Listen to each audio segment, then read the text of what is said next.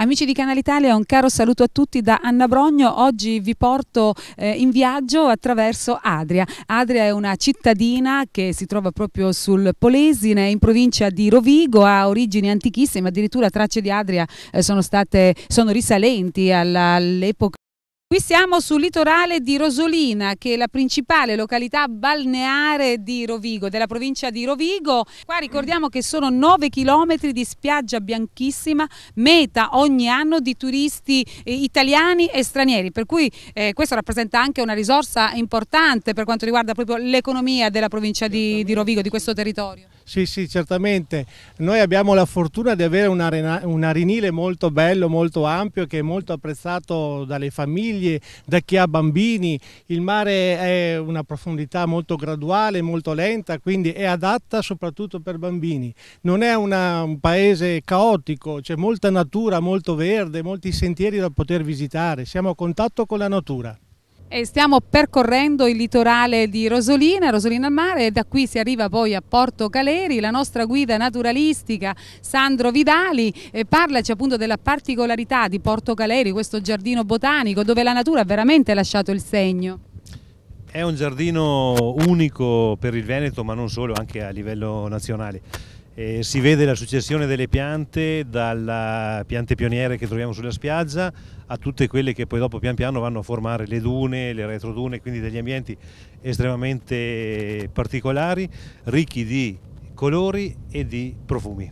Stiamo navigando a bordo di una motonave, il Po di Maistra. Spiegaci perché Maistra.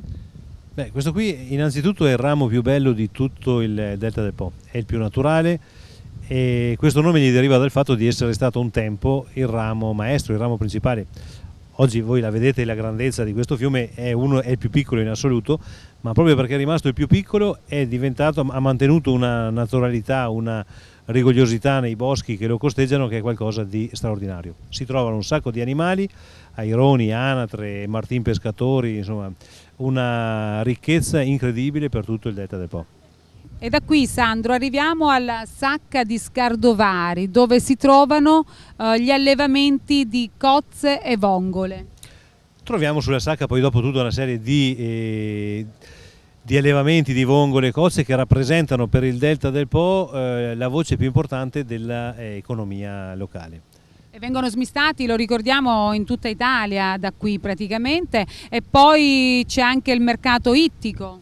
Il mercato ittico lo troviamo nel delta a Pila, a Donada e a Scardovari.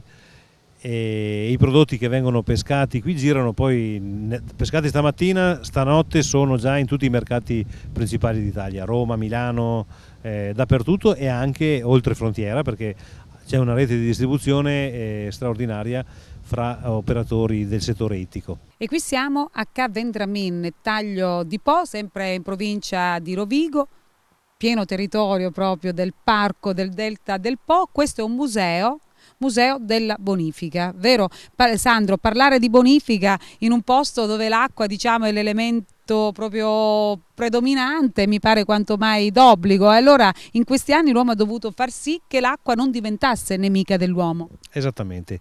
In pratica questo che abbiamo alle spalle è uno dei monumenti del delta del Po.